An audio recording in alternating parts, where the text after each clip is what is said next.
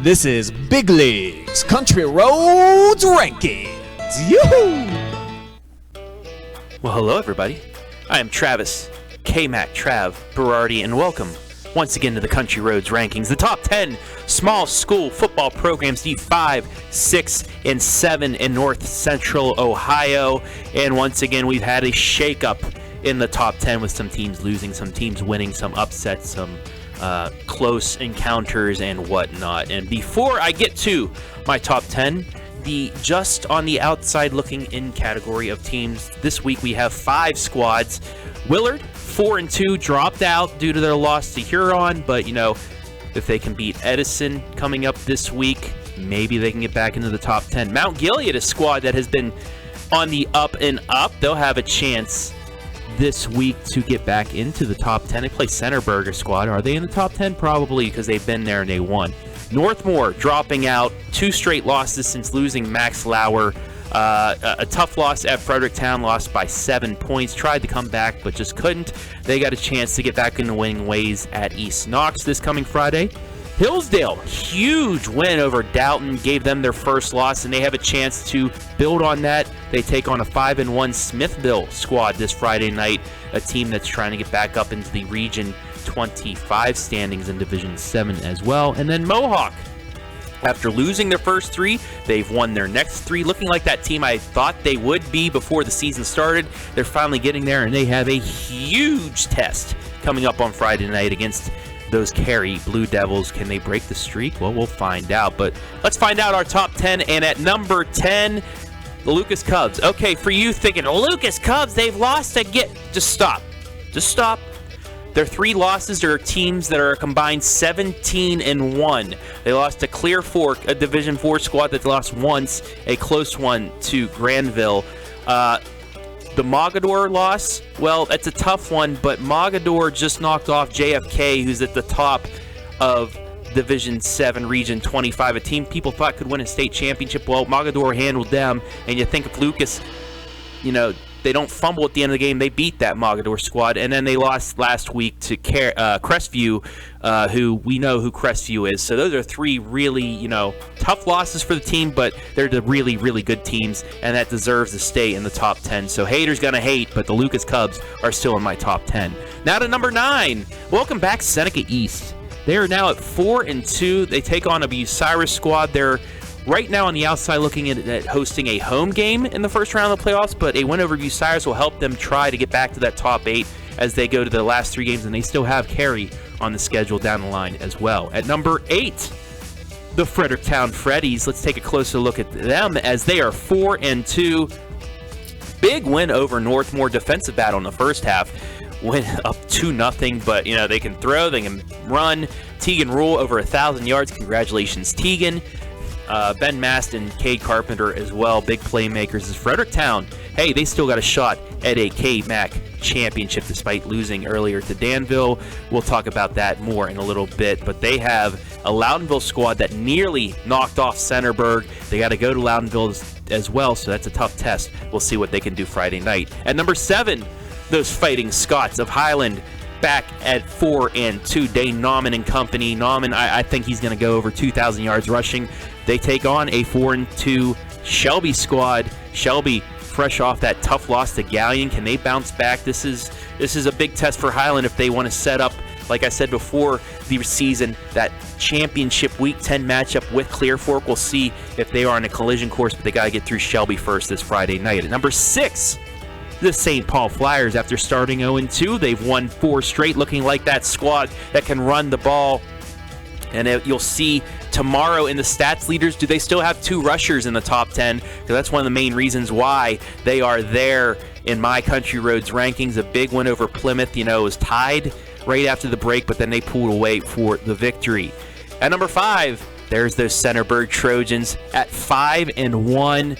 I actually was down at Centerburg, had a chance to talk to head coach Andy Colella, as you saw on the podcast. Well, here's what he had to say about his squad. After losing Week 1, they won 5 straight. Here's the interview. I am here with Centerburg head coach Andy Colella in the heart of Ohio, where the Centerburg Trojans are in the heart of the KMAC race. Coach, You lost a tough one to Utica week 1, but since that game, it seems like you're just getting better and better as the weeks go on. Yeah, absolutely, and that's kind of the plan. Those first couple games, you're just trying to figure out, with the new teams, like how the guys are gelling together, and so sometimes it takes a little bit longer to try to figure those things out. But I feel like from that point, I think we've done a pretty good job at trying to do that, and the kids have responded really well. You graduated a lot last year, especially some of your skill positions, but the ones that return seem to have filled into those positions pretty well, especially Tyler Johnson taking over back at quarterback. I know he's played quarterback in the past, but with him and Kalen LeMaster back there in that backfield, you guys are pretty darn good on offense. Yeah, I think what you try to do is you try to sprinkle in some of those younger kids, throughout, so they have some type of experience. So when they get to this point, their junior and senior year, they've stepped on the field, and they have a little bit of experience. And that way, when you need to rely on them, they understand what it's all about, and the different stresses that come along throughout the situations there. So all those guys out there have some form of experience there on offense, and they've done an outstanding job thus far. And this team after week 1 has been battle-tested as well. I mean, you got revenge on Loudonville down there. You're down late, you score, then Tyler takes the team back down and scores with 25 seconds left. Games like those that you can pull out close early on in the season, how important is that as you move on, get into the meat of your schedule and then maybe even into the playoffs? Yeah, I feel like, you touched on it before, just getting better, every week. And, being in those situations, I think will hopefully pay off, down the road. I mean, they've already paid off for us. I think the Worthington Christian game, there was a 4th down play in there at the end of the game where he threw a touchdown, and, that kind of put us ahead there. So, being in those situations, it gives the kids just more confidence. You're going to get in situations where they're going to be difficult. And if you've never been in them before, you're not going to know how to respond. And they've been in quite a few of them here this year and a couple last year as well, and you figure out how to respond and what you can do and what you can't do. So, again, I think they've done a really good job with that. Final 4 weeks of the season, you're at Mount Gilead. You have Danville, who's tied with you guys in first place in the KMAC. Then you host Northmore and then Fredericktown for the Freddie Berg. 4 games between you and a KMAC championship. Just what's it going to take week by week for you guys to keep getting wins and possibly clinch that KMAC title? Doing just that, taking it 1 week at a time. If you look at anything beyond this week, you can fall into a trap of not preparing for your opponent this week, not continuing to try to get better, which we've done a really good job thus far. And, that's kind of been the focus for us, not only this year, but the last several years as well, just trying to take it 1 day and 1 week at a time, and you can see that on any given Friday, anything can happen, so you don't want to look down the road because then you get caught up, with what's going on right now.